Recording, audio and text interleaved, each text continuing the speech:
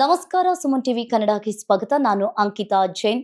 S, ಇವತ್ತು ನಮ್ ಜೊತೆ ಇದ್ದಾರೆ ಗೌರಿ ಶಂಕರ ಸೀರಿಯಲ್ ಮಾಲಿನಿ ಅವರು ಅಲಿಯಾಸ್ ಅಶ್ವಿನಿ ಅವರು. ಬನ್ನಿ ಹಾಗಾದ್ರೆ ಅವರನ್ನೇ ಮಾತನಾಡಿಸ್ತಾ ಹೋಗ್ತೀನಿ. ಹಾಯ್ ಮ್ಯಾಮ್, ಹೇಗಿದ್ದೀರಾ?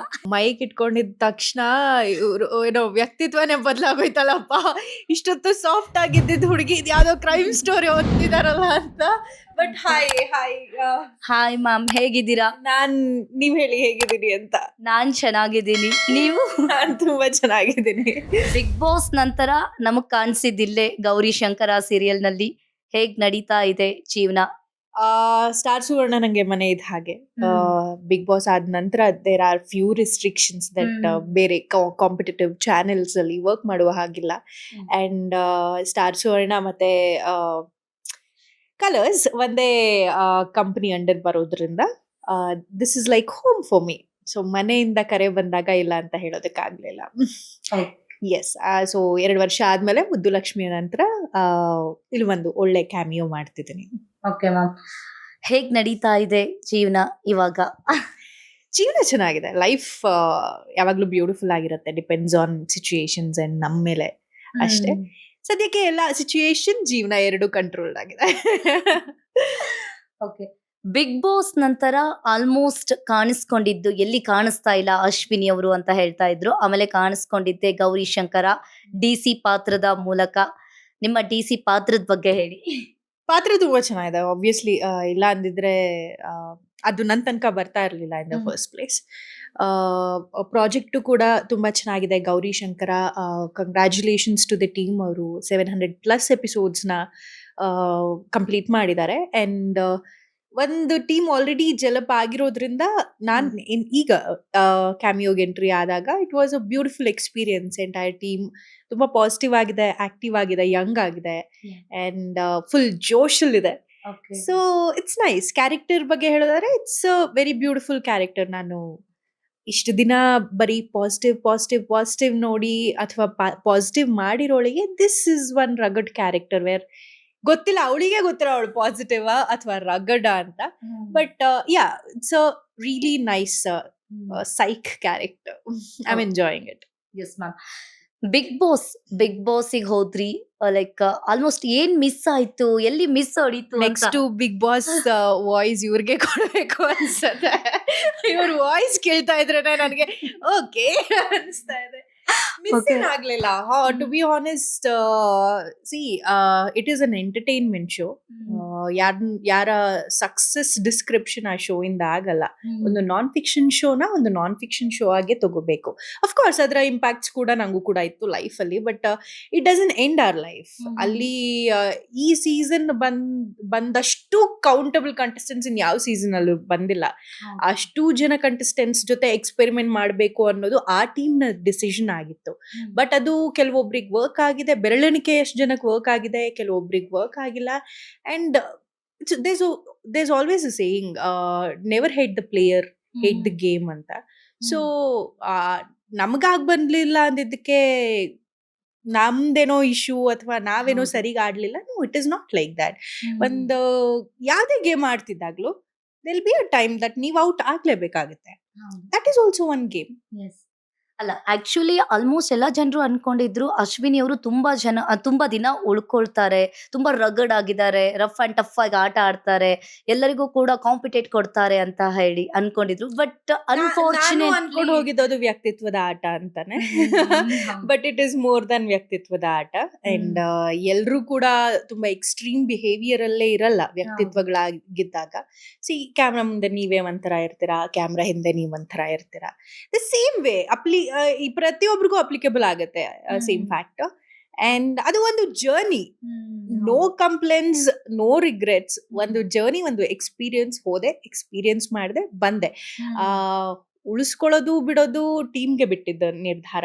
ಅದು ನಮ್ಮ ಕೈಲಿರಲ್ಲ. But am I a competitor? Yes, absolutely I am. I am a strong woman. I am an independent woman. I made my own life, made my own story. I keep doing it ಅಷ್ಟೇ. Okay, Ashwini ಅವರು ಇವಾಗ artist ಆಗಿರ್ಲಿಲ್ಲ ಅಂದ್ರೆ ಏನಾಗ್ತಿದ್ರು? Anchor ಆಗಿರ್ತದೆ. Very good anchor. S. ನಮ್ ತರ channel news anchor. News channel ಖಂಡಿತ ಇಲ್ಲ. ಮತ್ತೆ ಯಾವ ನೋ anchor? ನೋ ಒಫೆನ್ಸ್ ಆದ್ರೆ ಪ್ರಾಬಬ್ಲಿ ತುಂಬಾ ಒಳ್ಳೆ ಆಂಕರ್ ಆಗಿರ್ತಿದೆ. ನ್ಯೂಸ್ಗೂ ನಮ್ಗೂ ಆಗ್ ಬರಲ್ಲ, ಸೊ ಹಂಗಾಗಿ Okay, ma'am. ಇಲ್ಲ. ಅಂದ್ರೆ ನ್ಯೂಸ್ ಒಂದು ತುಂಬಾ ದೊಡ್ಡ ಜವಾಬ್ದಾರಿ. ಜರ್ನಲಿಸಂ ಅಂತ ನೀವು ಚೂಸ್ ಮಾಡ್ಕೊಂಡಾಗ ಪ್ರಾಬ್ಲಿ ನಿಮ್ಮ ಲೈಫ್ನೇ ಜರ್ನಲಿಸಂಗೆ ಮುಡುಪಾಗಿಟ್ಟಿರ್ತೀರಾ.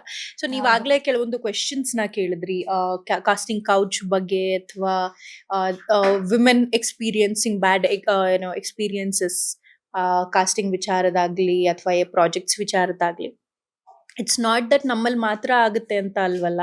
ಪ್ರತಿಯೊಂದು ಫೀಲ್ಡ್ ನಲ್ಲೂ ಒಳ್ಳೆತನಾನು ಇರುತ್ತೆ, ಕೆಟ್ಟತನಾನು ಇರುತ್ತೆ, including journalism for that matter. ತುಂಬಾ ಒಳ್ಳೆ ಜರ್ನಲಿಸ್ಟ್ಸೇ ಇರ್ತಾರೆ ಅಂತ ಅಲ್ಲ. ಜರ್ನಲಿಸಂ ಹೆಸರಿನಲ್ಲಿ ಅವ್ರಿಗೆ ಹೆಂಗ್ ಬೇಕೋ ಹಾಗೆ ಬಳಸ್ಕೊಳ್ಳೋರು ಇರ್ತಾರೆ. ಹಾಗಂತ ಜರ್ನಲಿಸಂನೇ ತಪ್ಪಾಗಿ ಹೇಳೋದಕ್ಕಾಗಲ್ಲ. ಒಂದ್ ಎಕ್ಸಾಂಪಲ್ ಕೊಟ್ಟಿದ್ದ ಅಷ್ಟೇ, ಅದು ಆಗ್ತಾ ಇದೆ ಅಂತಲ್ಲ. ಸೇಮ್ ವೇ ನಮ್ಮಲ್ಲೂ ಕೂಡ ಅಷ್ಟೇ. ನಮ್ಮ ಅಂದ್ರೆ ಜಾಸ್ತಿ ಕೇಳಿ ಬರ್ತಾ ಇರೋದು ಇಂಡಸ್ಟ್ರೀಸ್ ಅಲ್ಲಿ, not for Kannada industry, like Telugu, Tamil, Hindi ಯಾಕೆ ಗೊತ್ತಾ? Because you are in a place where you can ask the questions. ಈಗ ನಾನ್ ನಿಮಗೆ ವಾಪಸ್ ಕ್ವೆಶನ್ ಕೇಳಿದ್ರೆ, did you had any experience ಅಂತ ಕೇಳಿದ್ರೆ ಜನಕ್ಕೆ ರೀಚ್ ಆಗುತ್ತೆ. ನೀವು ಆಕ್ಟರ್ಸ್ ನೇ ಜಾಸ್ತಿ ಪ್ರಶ್ನೆ ಕೇಳೋದ್ರಿಂದ ಆಕ್ಟರ್ಸ್ ಅವರ ಎಕ್ಸ್ಪೀರಿಯನ್ಸ್ ನ ಹೇಳ್ತಾರೆ, ಅದು ವಿಸಿಬಲ್ ಆಗುತ್ತೆ. ಆ ಎಕ್ಸ್ಪೀರಿಯನ್ಸ್ ಬೇರೆ ಕಾರ್ಪೊರೇಟ್ ವರ್ಲ್ಡ್ ಅಲ್ಲಿ ಇಲ್ವಾ? ಡೆಫಿನೆಟ್ಲಿ ಇದೆ. ನಾನು ಬರೀ ವಿಮೆನ್ ವಿಚಾರಕ್ಕೆ ಮಾತ್ರ ಹೇಳ್ತಾ ಇಲ್ಲ. ಬ್ರೈಬ್ ಆಗಿರಬಹುದು ಅಥವಾ ಪಾಲಿಟಿಕ್ಸ್ ಆಗಿರ್ಬೋದು, taking all negativity for that matter. ಎಲ್ಲಾ ಒಂದು ಕ್ಷೇತ್ರದಲ್ಲೂ ಎಲ್ಲಾ ವಿಚಾರದಲ್ಲೂ ಎಲ್ಲಾ ಎಕ್ಸ್ಪೀರಿಯನ್ಸ್ ಆಗಿರುತ್ತೆ. ನಾವು ಅದನ್ನ ಓಪನ್ ಆಗಿ ಮಾತಾಡೋದ್ರಿಂದ ಪ್ರಾಬಬ್ಲಿ ನಮ್ಮ ಇಂಡಸ್ಟ್ರಿ ಇದು ಹೈಲೈಟ್ ಆಗುತ್ತೆ. ನಮ್ಮ ಹೆಣ್ಮಕ್ಳು ಎಷ್ಟು ಸ್ಟ್ರಾಂಗ್ ಇದ್ದಾರೆ ಅಂದ್ರೆ, ನಮ್ಮ ಇಂಡಸ್ಟ್ರಿನಲ್ಲಿ ಆ ಥರ ಏನಾದ್ರು ಎಕ್ಸ್ಪೀರಿಯನ್ಸ್ ಆದ್ರೆ we dare to come in front of camera. ನಾವು ಬಂದು ಮಾತಾಡ್ತೀವಿ ಅದ್ರ ಬಗ್ಗೆ, ನಾವು ಬಂದು ಕ್ವೆಶ್ಚನ್ ಮಾಡ್ತೀವಿ ಅದ್ರ ಬಗ್ಗೆ. ನೀವು ಪ್ರಶ್ನೆ ಕೇಳಿದಾಗ ನಾವು ಉತ್ತರನೂ ಕೊಡ್ತೀವಿ ಅದ್ರ ಬಗ್ಗೆ. ಸೊ ನಿಮಗೆ ಉತ್ತರ ನಿಮಗೆ ಉತ್ತರ ಸಿಕ್ಕಿರತ್ತೆ, ಆದ್ರೆ ನಿಮಗೆ ಪ್ರಶ್ನೆ ಕೇಳೋರು ಯಾರು ಇರಲ್ಲ. ಅಂದ್ರೆ ಒಂದ್ ಎಕ್ಸಾಂಪಲ್ ಕೊಟ್ಟಿದ್ದು, ಪ್ರತಿಯೊಂದು ಫೀಲ್ಡ್ ನಲ್ಲೂ ಇದೇ ತರ ಎಕ್ಸ್ಪೀರಿಯನ್ಸ್ ಇದೇ ಇರತ್ತೆ. ಸೊ ಲೈಫ್ ಅಲ್ಲಿ ಸಕ್ಸಸ್ಫುಲ್ ಆಗ್ಬೇಕಾದ್ರೆ lot of stages that we need to face. ಇದನ್ನು ಕೂಡ ಇದ್ದೇ ಇರತ್ತೆ. ಸೊ ಅದನ್ನೆಲ್ಲ ಸೈಡ್ಗೆ ಇಟ್ಬಿಟ್ಟು ಈಗ ಇಂಡಸ್ಟ್ರಿಗೆ ಬರೋ ಹೆಣ್ಮಕ್ಳಿಗೆ ಏನ್ ಸಜೆಸ್ಟ್ ಮಾಡ್ತೀರಾ? ಎಲ್ಲದಕ್ಕೂ ರೆಡಿ ಆಗಿ ಬನ್ನಿ, B a fighter and come. ಯಾವ ಥರ ಅಂದ್ರೆ, ಈ ಥರ ಎಕ್ಸ್ಪೀರಿಯನ್ಸ್ ಆದ್ರೆ ಹೇಗೆ ಎದುರಿಸಬೇಕು ಅನ್ನೋದನ್ನ, ಇದು ಬರೀ ಈ ಇಂಡಸ್ಟ್ರಿನಲ್ಲಿ ಅಂತ ಹೇಳ್ತಿಲ್ಲ. ನೀವು ಮನೆಯಿಂದ ಹೊರಗಡೆ ಹೆಜ್ಜೆ ಇಟ್ರೇನೆ ವಾಪಸ್ ಮನೆಗೆ ಸೇಫ್ ಆಗಿ ಬರ್ತೀವಾ ಇಲ್ವಾ ಅನ್ನೋದು ಯಾರಿಗೂ ಗೊತ್ತಿಲ್ಲ. ಸೊ ಹಾಗಾಗಿ ಈ ಇಂಡಸ್ಟ್ರಿ ಅಂತ ಪರ್ಟಿಕ್ಯುಲರ್ ಆಗಿ ನಾನು ಹೇಳೋದಕ್ಕೆ ಇಷ್ಟಪಡಲ್ಲ. ಬಿಕಾಸ್ ನಮ್ಮ ತನಕ ಇದುವರೆಗೂ ಯಾವುದು ಈ ಥರ ಎಕ್ಸ್ಪೀರಿಯನ್ಸಸ್ ಆಗಲಿಲ್ಲ. ಸೊ ನೀವೆಷ್ಟು ನೆಗೆಟಿವ್ ಕೇಳಿದ್ರು ಅಷ್ಟೇ ಪಾಸಿಟಿವ್ ಈ ಇಂಡಸ್ಟ್ರಿನಲ್ಲಿದೆ. ನಿಮ್ಮ ಕನಸುಗಳನ್ನ ನನ್ಸ್ ಮಾಡ್ಕೊಳ್ಳೋದಕ್ಕೆ ತುಂಬ ಒಳ್ಳೆ ಅವಕಾಶಗಳು ಸಿಗುತ್ತೆ, ಒಳ್ಳೆ ಒಳ್ಳೆ ಟೀಮ್ ಸಿಗುತ್ತೆ, ಒಳ್ಳೆ ಒಳ್ಳೆ ಬಾಂಡಿಂಗ್ ಸಿಗುತ್ತೆ, ಫ್ಯಾಮಿಲಿ ಸಿಗುತ್ತೆ, and best time to be, ಒಂದು ಖುಷಿಯಾದಂಥ ಜಾಗ ಸಿಗುತ್ತೆ. So be a fighter and come ಅಷ್ಟೇ. ಓಕೆ ಮ್ಯಾಮ್, ಇವಾಗ ಲೈಕ್ ಒಂದು ಭಾಷಣದಲ್ಲಿ ಮಾತಾಡ್ತಿರ್ಬೇಕಾದ್ರೆ ಒಬ್ರು ಹೆಣ್ಮಗಳು ಹೇಳ್ತಾರೆ, ಸೀರಿಯಲ್ ಅಲ್ಲಿ ಆಲ್ಮೋಸ್ಟ್ ನೆಗೆಟಿವ್ ರೋಲ್ಗಳೇ ಜಾಸ್ತಿ ಆಗ್ತಾ ಇದೆ, ನೆಗೆಟಿವ್ ಎನ್ನೇ ಜಾಸ್ತಿ ತೋರಿಸ್ತಾ ಇದ್ದಾರೆ, ಅದು ಜನರ ಮನಸ್ಸಿನ ಭಾವನೆ ಮೇಲೆ ಎಫೆಕ್ಟ್ ಆಗ್ತಾ ಇದೆ ಅಂತ ಹೇಳಿ ತುಂಬಾನೇ ವೈರಲ್ ಕೂಡ ಆಯ್ತು ಸೋಷಿಯಲ್ ಮೀಡಿಯಾದಲ್ಲಿ. ಅದಕ್ಕೆ ಸ್ವಲ್ಪ ಜನ ಆರ್ಟಿಸ್ಟ್ಗಳು ಕೂಡ ಮಾತನಾಡಿದ್ರು.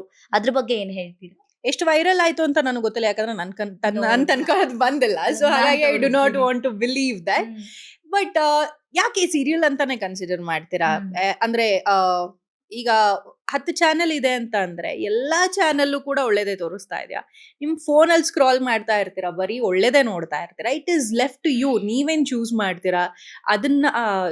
Serial has been entertaining our families generation ಇಂದ. ಈಗ ಶುರು ಆಗಿರುವಂತಹ ಟ್ರೆಂಡ್ ಅಲ್ಲ, ಬಂತು ಹೋಯ್ತು ಅಂತ ಹೇಳೋದಕ್ಕೆ. ನಾವು ಚಿಕ್ಕ ವಯಸ್ಸಿಂದ, ನಮ್ಮ ಅಪ್ಪ ಅಮ್ಮ ಚಿಕ್ಕ ವಯಸ್ಸಿಂದ ನೋಡ್ಕೊಂಡು ಬೆಳೆದಿದ್ದಾರೆ. ಆಗಿಲ್ದೇ ಇರೋಂತ ಅದೇ ಕಥೆಗಳೇ ಈಗ್ಲೂ ಕೂಡ ನಾವು ಚೌಕಟ್ಟಲ್ಲೇ ಕೆಲಸ ಮಾಡ್ತಿರೋದು. ಪ್ರತಿಯೊಂದು ಪಾತ್ರಗಳನ್ನ ಕ್ರಿಯೇಟ್ ಮಾಡಿದಾಗ ನಮ್ಮ ಫ್ಯಾಮಿಲಿ ಆಡಿಯನ್ಸ್ ಏನಿದ್ದಾರೆ ಅವ್ರಿಗೆ ಅಂತಾನೆ ಪಾತ್ರಗಳನ್ನ ಕ್ರಿಯೇಟ್ ಮಾಡೋದು. ಅದ್ರಲ್ಲಿ ಒಂದಷ್ಟು ಮಸಾಲೆ ಇದ್ದೇ ಇರತ್ತೆ. That has to happen. ಯಾಕೆ ಒಂದು ನಾನ್ ಫಿಕ್ಷನ್ ಶೋ ನಲ್ಲಿ ನೆಗೆಟಿವಿಟಿ ಇರ್ಲಿಲ್ವಾ? ಅಷ್ಟು ಮೆಚ್ಕೊಂಡ್ ಕೊಂಡಾಡ್ತೀರಾ ನೆಗೆಟಿವಿಟಿನ? ಜಾಸ್ತಿ ನೆಗೆಟಿವ್ ಜಾಸ್ತಿ ಇದನ್ನ ಆಗ್ತಿದೆ. ಇಲ್ಲ ಇಲ್ಲ ಇಲ್ಲ, ಅದು ಎಲ್ಲಾ ಕಡೆ ಇದೆ. ಬರೀ ಸೀರಿಯಲ್ ಅಲ್ಲಿ ಅಂತ ಅಲ್ಲ, ನ್ಯೂಸ್ ಚಾನೆಲ್ಸ್ ಅಲ್ಲಿ ನೆಗೆಟಿವಿಟಿ ಇಲ್ವಾ? ಅಲ್ಲ ನಾವು ತೋರಿಸ್ಬೇಕಾಗುತ್ತೆ ಆಕ್ಚುಲಿ ನಾವು ತೋರಿಸ್ಬೇಕಾಗತ್ತೆ ಸಮಾಜದಲ್ಲಿ ಎಂತೆಂತ ಫ್ಯಾಮಿಲಿ ಇರ್ತಾರೆ, ಆ ಫ್ಯಾಮಿಲಿಗಳಲ್ಲಿ ಎಂತೆಂತ ಕ್ಯಾರೆಕ್ಟರೈಸೇಷನ್ ಇರುತ್ತೆ. ಒಳ್ಳೆತನ ಮುಖವಾಡ ಹಾಕೊಂಡು ಎಷ್ಟು ಜನ ಕೆಟ್ಟದ್ ಬಯಸ್ತಾ ಇರ್ತಾರೆ. ಕೆಟ್ಟತನ ಅಂತ ಪೋರ್ಟ್ರೇ ಮಾಡ್ಕೊಂಡು ಅಥವಾ ನಾವ್ ನಂಬೋ ಕೆಟ್ಟತನದಲ್ಲಿ ಎಷ್ಟು ಒಳ್ಳೆತನ ಇರುತ್ತೆ, ಯಾವ ಕಾರಣಕ್ಕೆ, ಯಾವ ರೀಸನ್ಗೆ, ಯಾವ ಬಿಹೇವಿಯರ್ ಕಂಡಿರತ್ತೆ ಅಂತ. ಇಟ್ಸ್ ಆಲ್ ಬಿಹೇವಿಯರಲ್ ಪ್ಯಾಟರ್ನ್ ಅಷ್ಟೇ. ತುಂಬಾ ಡೀಪ್ ಆಗಿ ತಗೊಂಡು ಅದನ್ನ ನಾವ್ ಯಾರು ಜಡ್ಜ್ ಮಾಡೋದಕ್ಕೆ, ನೀವ್ ಯಾರು ನಾನ್ ಯಾರು? ಈಗ ಫಾರ್ ಎಕ್ಸಾಂಪಲ್ ನಾನು ಒಂದ್ 4 ಸತಿ ಹೇಳ್ದೆ ನ್ಯೂಸ್ ಚಾನಲ್ ಅಲ್ಲಿ ಇಲ್ವಾ, ನ್ಯೂಸ್ ಚಾನಲ್ ನಾನ್ ಯಾರು ಜಡ್ಜ್ ಮಾಡೋದಕ್ಕೆ? ಐ ಆಮ್ ಅ ನೋ ಬಡಿ. ನನಗೆ ಇಷ್ಟ ಆಯ್ತಾ ನಾನು ನೋಡ್ತೀನಿ, ಇಷ್ಟ ಆಗ್ಲಿಲ್ವಾ ನಾನು ನೋಡಲ್ಲ. ಅವ್ರ ಕೆಲ್ಸ ಅವ್ರು ಮಾಡ್ತಾರೆ. ಸೇಮ್ ವೇ ನಮ್ ಕೆಲ್ಸ ನಾವು ಮಾಡ್ತಾ ಇದೀವಿ. Simple as that. ಇಲ್ಲಿ ನಿಮ್ಗೆ ಆಪ್ಷನ್ ಇದೆ, ಕೈಯಲ್ಲಿ ರಿಮೋಟ್ ಇದೆ, ಇಷ್ಟ ಆಗಿಲ್ವಾ ಸ್ವಿಚ್ ಆಫ್ ಮಾಡಿ. ಕೈಯಲ್ಲಿ ಫೋನ್ ಇದೆ, ಸ್ಕ್ರಾಲ್ ಮಾಡ್ತಾ ಇದ್ದೀರಾ, ನೆಗೆಟಿವಿಟಿ ಇದೆ, ಇಷ್ಟ ಆಗ್ಲಿಲ್ವಾ ಪಕ್ಕಕ್ಕಿಡಿ. ಸೊ ನೋಡ್ತಾ ಇರೋದು ನೀವು. ಅದು ಸೀರಿಯಲ್ಲೋ, ಫಿಕ್ಷನ್ನೋ, ನಾನ್ ಫಿಕ್ಷನ್ನೋ, ನ್ಯೂಸೋ, ಇಟ್ಸ್ ಅ ಎಂಟರ್ಟೈನ್ಮೆಂಟ್ ಸೋರ್ಸ್. ಕೆಲವೊಂದು ಸತಿ ಸತ್ಯಗಳು ನಿಮ್ಮ ಕಣ್ಮುಂದೆ ಬರುತ್ತೆ, ಕೆಲವೊಂದು ಸತಿ ಕೆಲವೊಂದು ಕ್ರಿಯೇಟಿವಿಟಿ ನಿಮ್ಮ ಕಣ್ಮುಂದೆ ಬರುತ್ತೆ. It's a story. ಸ್ಟೋರಿನ ಸ್ಟೋರಿಯಾಗೆ ತಗೊಂಡ್ರೆ ಒಳ್ಳೇದು. Okay ma'am. ಇನ್ನು ಆಲ್ಮೋಸ್ಟ್ ಒಂದು ಜನರೇಷನ್ ಏನಂತ ಅಂದ್ರೆ ಸೀರಿಯಲ್ ಇರೋ ಆಕ್ಟರ್ಸ್ನ ಆ ಕತೆ ಮೂಲಕ ನೋಡ್ಕೊಂಡು ಹೋಗ್ತಾರೆ. ಇನ್ನು ಕೆಲವೊಂದಿಷ್ಟು ಅದರಲ್ಲೂ ಈಗಿನ ಹುಡುಗಿರಾಗಿರ್ಲಿ, ಅವರ ಫಿಟ್ನೆಸ್ ಬಗ್ಗೆ ಆಗಿರ್ಲಿ, ಆಮೇಲೆ ಅವ್ರದ್ದು ಲೈಕ್ ಸ್ಕಿನ್ ಕೇರ್ ಬಗ್ಗೆ ಆಗಿರ್ಲಿ, ಅವ್ರ ಡ್ರೆಸ್ಸಿಂಗ್ ಬಗ್ಗೆ ಇರಲಿ, ಅದನ್ನು ಕೂಡ ತುಂಬಾ ಜನ ಕಾಪಿ ಮಾಡ್ತಾರೆ. ಓ ಇವ್ರು ಎಲ್ಲಿ ತಗೊಂಡ್ರು, ಈ ತರ ತುಂಬಾ ಜನ ಮಾಡ್ತಾರೆ. ಐ ಥಿಂಕ್ ನಾನು ಕೂಡ ಕೇಳ್ಪಟ್ಟಿದ್ದೀನಿ. ಹೇಗೆ ನಿಮ್ಮ ದಿನಚರಿ ಯಾವ ರೀತಿ ಆಗಿರುತ್ತೆ, ನಿಮ್ಮ ಫಿಟ್ನೆಸ್, So basically ನನ್ routine ಬಗ್ಗೆ ಕೇಳ್ತಾ ಇದ್ದೀರಾ? ರೂಟೀನ್ ಬಗ್ಗೆ ಹೇಳಿ. ಅಲ್ಲ ನಾನು ಒಂದ್ ಸ್ವಲ್ಪ ಅದನ್ನ ಡ್ರ್ಯಾಗ್ ಮಾಡಿ No problem. ಏನಿಲ್ಲ, keeping it simple, keeping it healthy, positive. ಅದನ್ನ ಕಾಪಿ ಮಾಡೋರು ತುಂಬಾ ಜನ ಇರ್ತಾರೆ, ಹುಡುಗಿರು ಕೂಡ. ಕಾಪಿ ಮಾಡಬೇಡಿ, ಇನ್ಸ್ಪೈರ್ ಆಗಿ. I would say do not copy anybody. ಯಾರನ್ನು ಹೀರೋ ಅಂತ ಅಷ್ಟು ಬೇಗ ಬಿಲೀವ್ ಮಾಡಬೇಡಿ. ನನ್ನೂ ಮಾಡಬೇಡಿ ಅಥವಾ ಒಬ್ಬ ಸೂಪರ್ ಸ್ಟಾರ್ನೂ ಮಾಡಬೇಡಿ. ಬಿಕಾಸ್ ನೀವು ಅವ್ರನ್ನ ಪರ್ಸನಲ್ ಆಗಿ ಮೀಟ್ ಮಾಡಿದಾಗ ನಿಮ್ ನಿಜವಾಗ್ಲೂ ಇನ್ಸ್ಪೈರಿಂಗ್ ಆಗಿರ್ತಾರೋ ಇಲ್ವೋ, ಯು ನೆವರ್ ನೋ. ನಾನು ರಿಯಾಲಿಟಿ ಮಾತಾಡ್ತಿದ್ದೀನಿ, ಇದೆಷ್ಟು ಜನಕ್ಕೆ ಇಷ್ಟ ಆಗತ್ತೋ ಇಲ್ವೋ ಗೊತ್ತಿಲ್ಲ.